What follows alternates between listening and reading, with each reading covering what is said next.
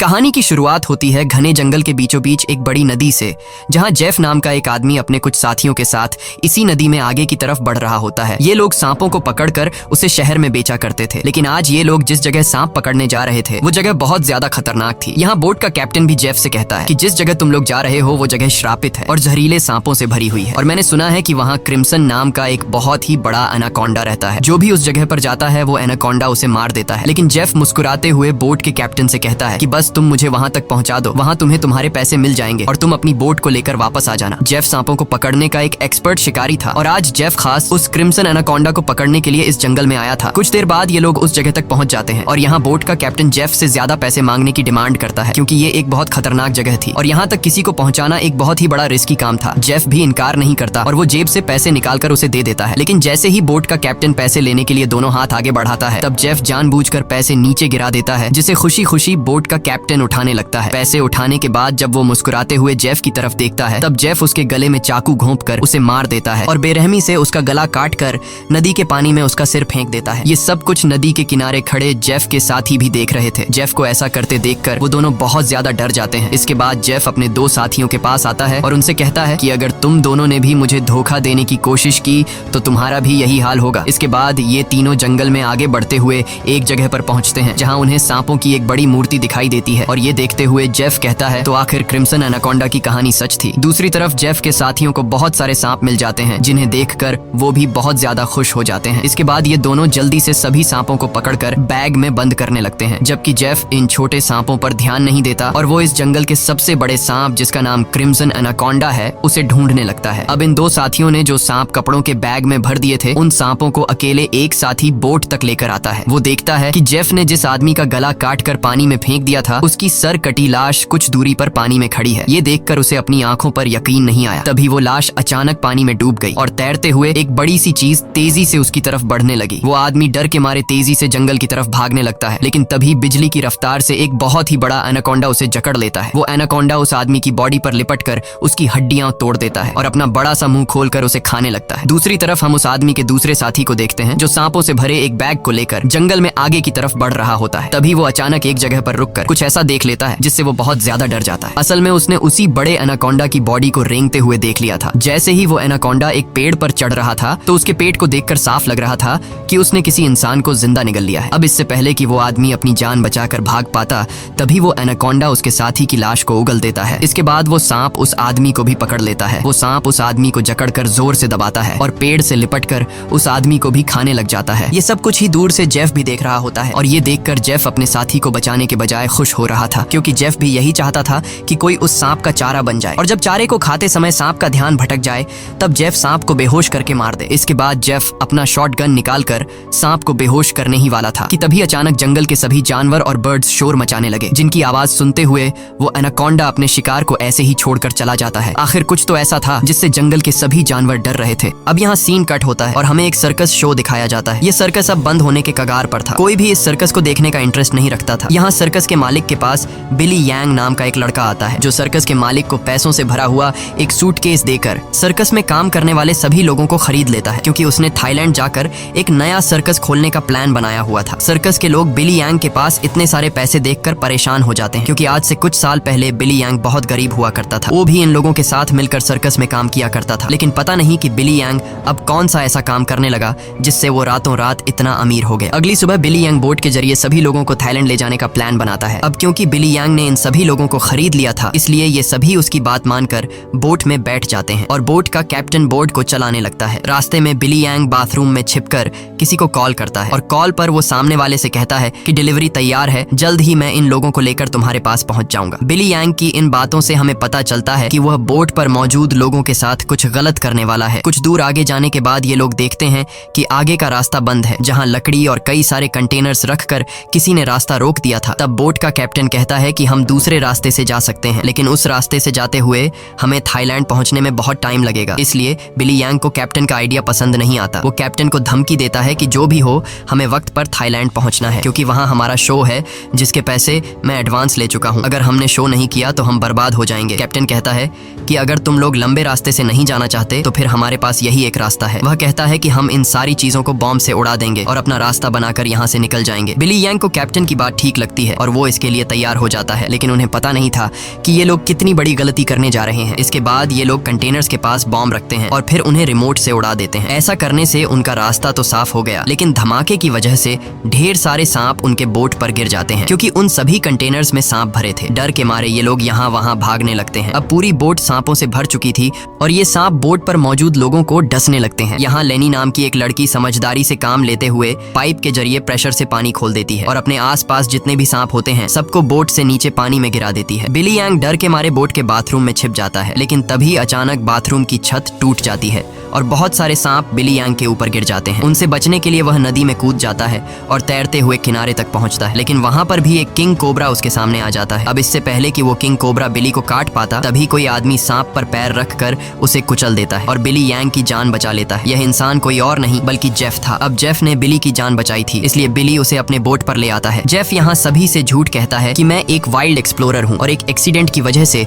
यहाँ जंगल में फंस गया हूँ। तभी सर्कस के एक आदमी जिसका नाम जियाओ है, उसके कान में तेज दर्द होने लगता है। दर्द इतना ज्यादा था कि वह नीचे गिर जाता है। जब जेफ उसके कान में गौर से देखता है तो उसे पता चल जाता है कि जियाओ के कान में तकलीफ क्यों हो रही है। इसके बाद जेफ अपनी उंगली पर एक कट लगाकर उसे जियाओ के कान के पास ले जाता है और तभी जियाओ के कान से एक पतला जहरीला सांप निकलकर जेफ की उंगली को काट देता है, लेकिन सांप के काटने के बावजूद जेफ को कुछ नहीं होता और वह उस पतले सांप को पानी में फेंक देता है। ये देखकर लेनी बहुत हैरान हो जाती है और सोचने लगती है कि आखिर सांप के काटने के बाद भी जेफ पर जहर का असर क्यों नहीं हुआ। लेनी भी सांपों के बारे में जानकारी रखती थी। वह जानती थी कि एक सांप के जहर से इम्यून होने के लिए इंसान को बहुत सारा सांप का जहर अपने शरीर में डालना पड़ता है, तब जाकर उस इंसान पर सांप के जहर का असर नहीं होता। ये सारी चीज वह बिली यांग को भी बताती है और कहती है, मुझे जेफ ठीक नहीं लग रहा। तुमने भी देखा कि सांप ने उसे उंगली पर काटा, लेकिन जेफ को कुछ नहीं हुआ। लेकिन बिली यांग लेनी की बातों पर ध्यान नहीं देता और कहता है कि हमें जेफ का शुक्रिया अदा करना चाहिए, क्योंकि उसने मेरी और हमारे एक साथी की जान बचाई है। दूसरी तरफ जेफ इस बोट के कैप्टन से मिलता है। जेफ बोट के कैप्टन को ढेर सारे पैसे देकर एक नक्शा दिखाता है और बोट के कैप्टन से कहता है कि अगर तुमने मुझे नक्शे पर बताई गई जगह पर पहुंचाया तो मैं वहां पहुंचकर तुम्हें और भी ढेर सारे पैसे दूंगा। कैप्टन उस जगह का नाम सुनते ही बंदूक उठाकर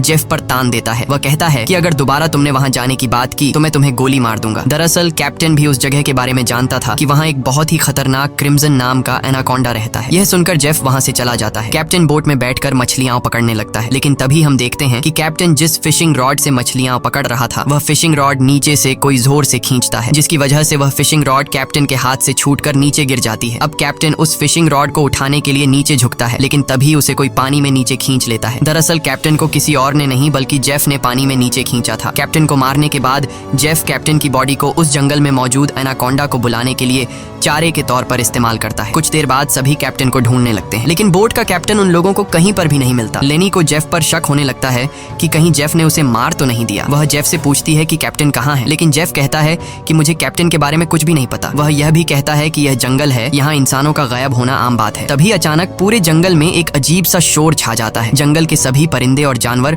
शोर मचाकर भागने लगते हैं। तभी एकदम से उन सबको पानी में कुछ अजीब सी हलचल सुनाई देती है। एक साथी कहता है कि यह आवाज कैसी है। तब जेफ खुश होकर कहता है कि कुछ बड़ा आने वाला है। जेफ की खुशी से यह साफ जाहिर हो रहा था कि जैसे वह इस आने वाले खतरे का इंतजार कर रहा था। तभी हम देखते हैं कि नदी की गहराई में एक बहुत ही बड़ा एनाकोंडा जेफ के लगाए जाल की तरफ बढ़ रहा है। जेफ का लगाया हुआ फिशिंग रॉड जोरों से नीचे की तरफ खींचता है। अब जेफ एनाकोंडा को पकड़ने के लिए फिशिंग रॉड को पकड़ने की कोशिश करता है, लेकिन वह एनाकोंडा इतनी आसानी से जेफ के जाल में कहां फंसने वाला था। तभी वह एनाकोंडा उनके सामने आ जाता है। यह एनाकोंडा आकार में बहुत बड़ा और बेहद डरावना था, जिसे देखकर सबके गले में सांसें अटक जाती हैं। जेफ ने जो फिशिंग रॉड की रस्सी पकड़ी हुई थी, एनाकोंडा उस रस्सी को जोर से खींचता है, जिससे जेफ नीचे पानी में गिर जाता है। वह एनाकोंडा जेफ को पानी में इधर उधर पटकने लगता है, लेकिन जेफ इतनी आसानी से हार मानने वाला नहीं था। वह खुद को बचाने के लिए तैरते हुए उसी नदी में मौजूद एक छोटी बोट पर चढ़ जाता है और एनाकोंडा को पकड़ने वाले जाल की रस्सी को उसी बोट से बांध लेता है। अब वह बोट पर खड़े होकर एक नुकीले औजार से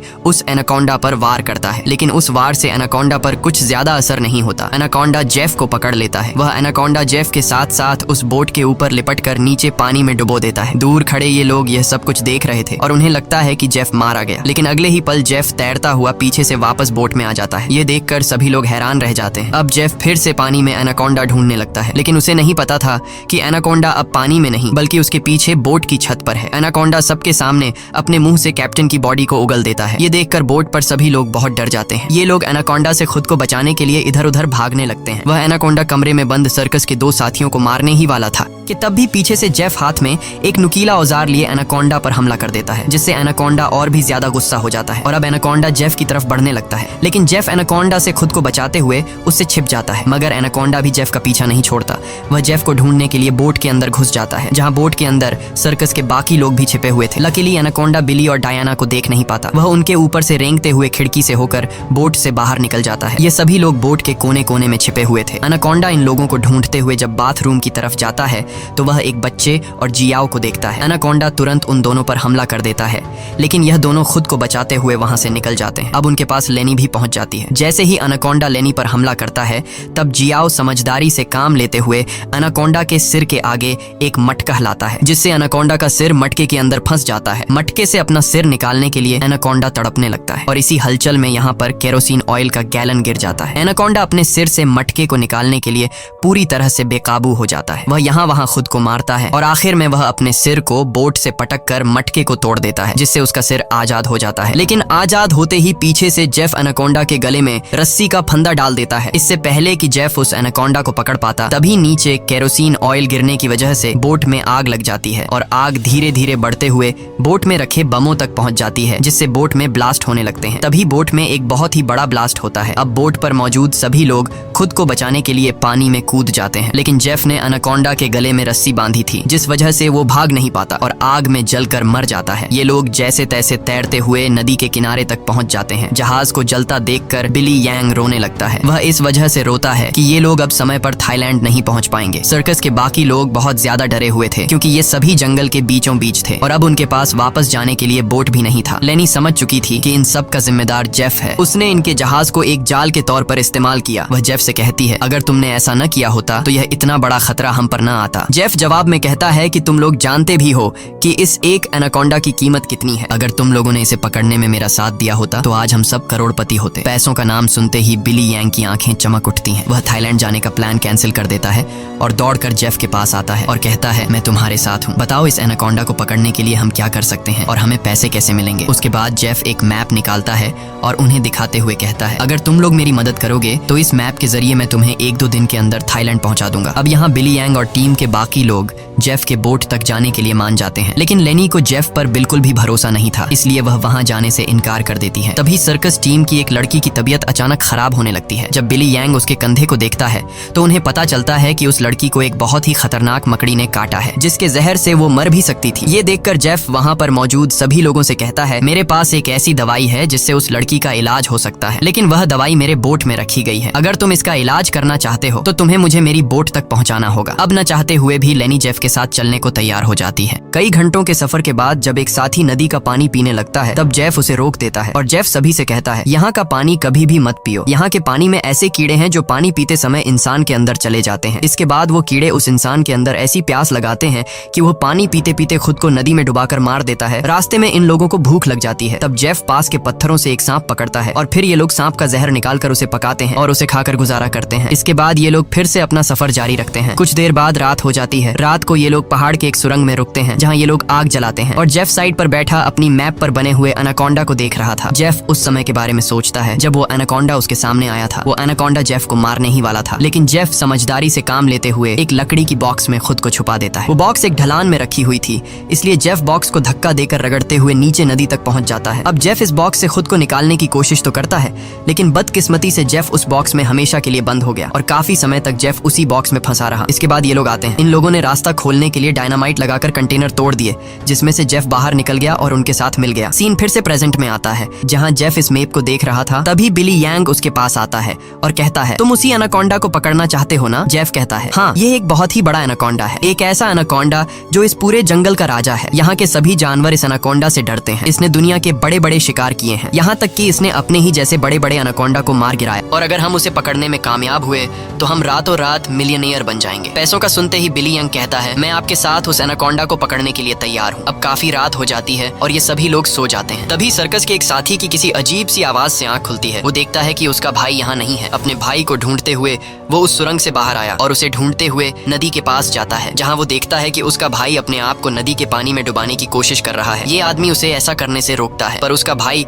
इसकी कोई बात नहीं सुनता और तब वो देखता है कि उसके भाई की नाक से कुछ अजीब से कीड़े निकल रहे हैं, जिसे देखकर वो समझ जाता है कि इसने इस नदी का पानी पी लिया है। जो कि जेफ ने बताया भी था कि इस नदी का पानी पीने के बाद उस पानी के अंदर मौजूद कीड़े उस इंसान को इतनी प्यास लगा देते हैं कि वो इंसान खुद को उस पानी के अंदर डुबाने पर मजबूर हो जाता है। और ठीक ऐसा ही होता है। अपने भाई को मरा हुआ देखकर ये आदमी बहुत ज्यादा रोता है और वापस सुरंग में आ जाता है। अगली सुबह ये लोग दोबारा अपने सफर पर निकल जाते हैं। कई घंटों का सफर तय करने के बाद ये लोग एक नदी के पास पहुंच जाते हैं और अब इन लोगों को अपनी मंजिल तक पहुंचने के लिए उस नदी में से होते हुए पैदल जाना पड़ेगा। अब ये लोग पहले तो उस नदी में उतरने से काफी ज्यादा डर रहे थे, लेकिन कोई दूसरा रास्ता न होने की वजह से मजबूरन इन लोगों को उस नदी में उतरना पड़ता है। थोड़ा ही आगे जाने के बाद अचानक एक लड़का नीचे की तरफ इशारा करता है और हम देखते हैं कि इन लोगों को एक बड़े एनाकोंडा ने चारों तरफ से घेर लिया है। इनका एक साथी जिसका भाई रात को ही मरा था, वह डर के मारे सबके पीछे आ रहा था, लेकिन तभी पीछे से एक बड़ा एनाकोंडा उस पर हमला कर देता है और उसे बुरी तरह से जकड़ लेता है। लेनी उसकी मदद करने के लिए आगे बढ़ती है, पर वह ज्यादा कुछ नहीं कर पाती क्योंकि उसके पहुंचने से पहले ही एनाकोंडा उस आदमी की हड्डियों को तोड़ चुका था और फिर वह एनाकोंडा उस आदमी को अपने साथ पानी में डुबा देता है। अब ये लोग अपनी जान बचाने के लिए नदी में आगे की तरफ भागने लगते हैं। कुछ देर बाद आखिर ये सब लोग जेफ की बोट तक पहुंच जाते हैं, जहां जेफ अपने वादे के मुताबिक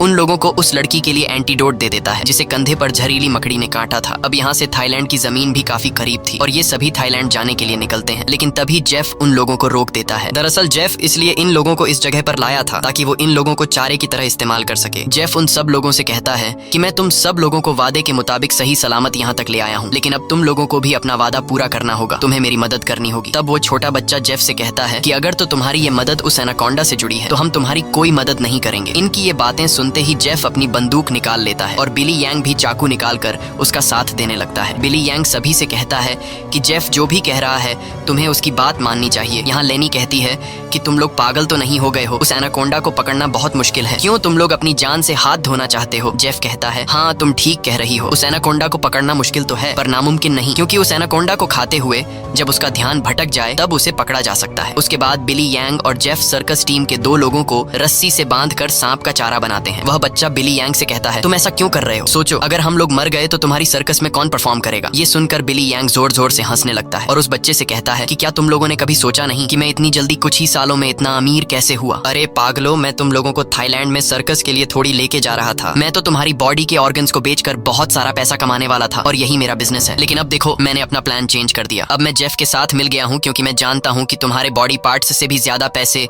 मुझे ये एनाकोंडा दे सकता है। दूसरी तरफ जेफ ने उन 2 लड़कियों को भी बांध दिया था और अब वो एक लड़की से बदतमीजी करने लगा था। अब यहाँ वो लड़की समझदारी से काम लेते हुए ऐसा दिखाती है कि वो जेफ का साथ देना चाहती है। जेफ उसकी चाल को समझ नहीं पाता। वो लड़की जेफ के करीब आकर जेफ के बालों में हाथ मारने लगती है और मौका मिलते ही वो लड़की जेफ की पॉकेट से गन निकालकर जेफ पर तान देती है। अब वो लड़की जैसे ही जेफ को शूट करती है तो बंदूक से गोली नहीं चलती क्योंकि उसको बंदूक का लॉक खोलना नहीं आ रहा था। अब जेफ गुस्से में आकर उससे बंदूक छीन लेता है और उसी लड़की पर तान कर उसे मारने ही वाला होता है कि तब तक लेनी ने भी खुद को आजाद कर लिया था और वो एक शीशे के नुकीले टुकड़े से जेफ के पेट पर वार करती है। अब जेफ लेनी को धक्का देकर पीछे धकेल देता है, लेकिन तब वो दूसरी लड़की भी जेफ पर हमला कर देती है और पीछे से लेनी भी जेफ से बंदूक छीनने की कोशिश करती है। इसी हाथापाई में गोली चलने की आवाज आती है, लेकिन पता नहीं चल पाता कि ये गोली किसको लगी। दूसरी तरफ हम उन 2 लोगों को देखते हैं जिन्हें बिली यांग ने एनाकोंडा के लिए चारा बनाया था। वो दोनों बेचारे डर के मारे तड़प रहे होते हैं। कुछ देर बाद एक बड़ा सा एनाकोंडा उन दोनों को खाने के लिए धीरे धीरे उनकी तरफ बढ़ने लगता है, जबकि दूर खड़ा बिली यांग मजे से ये सारा नजारा देख रहा था। बिली यांग इंतजार में था कि कब वो एनाकोंडा उन पर हमला करेगा और मैं रस्सी को खींचकर उस एनाकोंडा को पकड़ लूंगा, लेकिन वो ये नहीं जानता था कि जहां पर वो खड़ा है ठीक उसके ऊपर से एक दूसरा एनाकोंडा उस पर हमला करने के लिए आगे बढ़ रहा है। अब इससे पहले कि बिली यांग उस एनाकोंडा को देख पाता, वो एनाकोंडा उसके काफी करीब पहुंच जाता है और वो एनाकोंडा बिली यांग पर हमला करके उसे अपने साथ उठाकर ले जाता है और तब बिली यांग के हाथ से रस्सी छूट जाती है, जिससे एनाकोंडा का चारा बने हुए 2 लोगों को जाल कवर कर लेता है, जिससे उनकी जान बच जाती है। दूसरी तरफ जेफ उस लड़की को मारने की कोशिश करता है, लेकिन लेनी पीछे से आकर जेफ को एक बड़ी लकड़ी से सिर पर मारकर बेहोश कर देती है। जेफ के बेहोश होते ही ये दोनों भागते हुए अपने 2 साथियों के पास पहुंच जाती हैं और उन्हें जाल से आजाद कर लेती हैं, लेकिन बदकिस्मती से जेफ को होश आ गया था और वो उनकी तरफ बढ़ने लगा, लेकिन तभी एक बड़ा सा एनाकोंडा आकर जेफ को ले जाता है। ये लोग अब जल्दी से यहाँ से निकलने की तैयारी करते हैं, लेकिन उनकी एक साथी चलने के लायक नहीं थी क्योंकि जेफ और उन लड़कियों के बीच हाथापाई के दौरान जो गोली चली थी वो गोली उस लड़की को लगी थी। कुछ देर बाद वो लड़की उनकी नजरों के सामने दम तोड़ देती है। अब बचे हुए 3 लोग अपनी जान बचाने के लिए जेफ की बोट में बैठकर नदी से होते हुए यहाँ से निकलने लगते हैं, लेकिन तभी पीछे से जियाओ को कोई चीज लगती है। जब वो कंधे कंधे से उस चीज को उतार कर देखता है तो उसे पता चलता है कि ये एक बेहोशी वाला इंजेक्शन है। कुछ ही सेकंड बाद जियाओ बेहोश हो जाता है और जियाओ को बेहोश करने वाला कोई और नहीं बल्कि जेफ ही था, यानी उस एनाकोंडा के हमले से भी वो बच गया था और उसने एनाकोंडा का सिर काटकर उसे मार दिया था। अब जेफ उन तीनों को पकड़कर एनाकोंडा के चारे के लिए बांध देता है और उनके चारों तरफ तेज धार वाली लोहे की तार बांध देता है और साथ में वहाँ पर खून भी छिड़क देता है, जिसके बाद वो उनके जाल की रस्सी को पकड़कर यहाँ से कुछ दूर खड़ा हो जाता है। कुछ देर बाद कई सारे एनाकोंडास खून को सूंघते हुए उन तीनों की तरफ बढ़ने लगते हैं। ये तीनों बहुत ज्यादा डरे हुए होते हैं और उनको अपनी मौत आंखों के सामने नजर आ रही होती है। ये सभी एनाकोंडास उन तीनों को मारने के लिए उनके काफी करीब पहुंच जाते हैं, लेकिन तभी एक बार फिर से जंगल के सभी जानवर शोर मचाकर भागने लगते हैं और यहाँ पर मौजूद सभी एनाकोंडास भी किसी को देखकर एक एक करके भागने लगते हैं। लेकिन एक एनाकोंडा अभी भी उन तीनों को मारने के लिए रुका हुआ था, पर तभी वहाँ पर क्रिम्सन एनाकोंडा आ जाता है और वो उस अकेले रुके हुए सांप पर हमला करके उसे एक ही झटके में मार देता है। यहाँ हम उस क्रिम्सन एनाकोंडा को अच्छी तरह से देख पाते हैं, जो साइज में बहुत ही ज्यादा बड़ा और खतरनाक था, जिसे देखकर ये तीनों बहुत ज्यादा डर जाते हैं। लेकिन दूर खड़ा जेफ क्रिम्सन एनाकोंडा को देखकर बहुत खुश होता है। वो एनाकोंडा उन तीनों से लिपटकर अपना बड़ा सा मुंह खोलकर उन तीनों को खाने ही वाला था कि तभी जेफ जाल की रस्सी छोड़ देता है, जिसमें वो एनाकोंडा फंस जाता है। ये एनाकोंडा अपने आप को छुड़ाने के लिए तड़पने लगता है। वो काफी जोर लगाकर खुद को आजाद करने की कोशिश करता है, लेकिन जब वो आजाद नहीं हो पाता तब वो अपने तेज नुकीले दांतों से जाल की रस्सी काटकर खुद को आजाद कर लेता है। लेकिन अभी भी जाल की रस्सी उसके बॉडी में फंसी हुई थी, इसलिए जेफ रस्सी को मजबूती से पकड़कर उसे पकड़ने की कोशिश करता है, पर जेफ एनाकोंडा की ताकत का मुकाबला कहाँ कर सकता था। जेफ उसे पकड़ने की कोशिश में दो पेड़ों के बीच फंस जाता है और अब वो उन पेड़ों से बाहर निकल नहीं पाता और मौके का फायदा उठाते हुए वो क्रिम्सन एनाकोंडा जेफ की तरफ बढ़ने लगता है और जेफ को पकड़कर बुरी तरह से जकड़ने लगता है। ये तीन लोग भी अपनी आंखों से ये सारा नजारा देख रहे थे और डर के मारे जल्दी से खुद को छुड़ाने की कोशिश करते हैं, क्योंकि उन्हें पता था कि जेफ के बाद उनकी बारी है। ये लोग खुद को छुड़ाने का हर मुमकिन तरीका अपनाते हैं, लेकिन ये लोग उस जाल से निकल नहीं पाते। तभी वो छोटा लड़का अपने आप को बचाने के लिए अपने दांतों से जाल की रस्सी काटने में लग जाता है और काफी कोशिश के बाद वो रस्सी का कुछ हिस्सा काट लेता है। अब थोड़ी ही रस्सी बची थी, इसलिए वो अपने दांतों की पूरी ताकत लगाकर रस्सी को काटने लगता है, जिससे उसके दांतों से खून आने लगता है। यहाँ क्रिम्सन एनाकोंडा जेफ को बुरी तरह से जकड़ लेता है और वो जेफ को दबाकर उसकी हड्डियां तोड़ने लगता है, जिसके बाद वो क्रिम्सन एनाकोंडा जेफ को भी जिंदा निगल लेता है। दूसरी तरफ वो बच्चा अपने दांतों से रस्सी तोड़ने में कामयाब हो जाता है और वो उन दोनों को भी आजाद कर लेता है और ये लोग नदी की तरफ भागने लगते हैं। लेकिन जेफ को मारने के बाद अब वो क्रिम्सन एनाकोंडा उनके पीछे पड़ जाता है। ये दोनों एक पेड़ के पीछे छिप जाते हैं, जबकि वो बच्चा एक लकड़ी के बॉक्स के अंदर खुद को छिपा लेता है, पर एनाकोंडा उसे देख लेता है और अब वो एनाकोंडा धीरे धीरे उस बच्चे की तरफ बढ़ने लगता है। बच्चा पूरा जोर लगाकर उस कंटेनर से बाहर निकलने की कोशिश करता है, लेकिन उस कंटेनर के दूसरी तरफ का दरवाजा बंद था। वो बच्चा चिल्लाकर उन दोनों से मदद के लिए पुकारता है और वो एनाकोंडा भी अब बच्चे के काफी करीब आ चुका था। अब इससे पहले कि एनाकोंडा उस बच्चे को मार पाता, तभी बाहर से जियाओ कंटेनर का दरवाजा तोड़कर उस बच्चे को बचा लेता है। अब ये तीनों फिर से अपनी जान बचाने के लिए एनाकोंडा से भागने लगते हैं, लेकिन ये पूरा जंगल उसी एनाकोंडा का था। इस जंगल में होते हुए ये लोग उससे बचकर नहीं जा सकते थे, इसलिए ये लोग एक पेड़ के पीछे छिप जाते हैं। पर तभी कुछ दूरी पर वो एनाकोंडा उन्हें देख लेता है। उन्हें देखते ही वो एनाकोंडा तेजी से उनकी तरफ आने लगता है। ये लोग खड़े होकर अपनी मौत का इंतजार करने लगते हैं, क्योंकि ये लोग जान चुके थे कि अब उनकी जान नहीं बच पाएगी। पर जैसे ही वो एनाकोंडा अपना बड़ा मुंह खोलकर उन पर हमला करता है, तभी एक मजबूत लोहे की नुकीली तार से उसका सिर बीच से कट जाता है। ये नुकीली तार असल में जेफ ने बिछाई थी, जिससे क्रिम्सन एनाकोंडा का खात्मा हो जाता है। ये लोग यकीन नहीं करते कि उनकी जान बच गई और ये लोग काफी देर तक उसकी बॉडी को देखते रहते हैं और फाइनली ये लोग जल्दी से उस जंगल को छोड़कर यहाँ से निकल जाते हैं। इसी के साथ ये कहानी खत्म हो जाती है। अगर आपको ये वीडियो अच्छी लगी हो तो हमारे चैनल को सब्सक्राइब और वीडियो को लाइक जरूर कीजिएगा।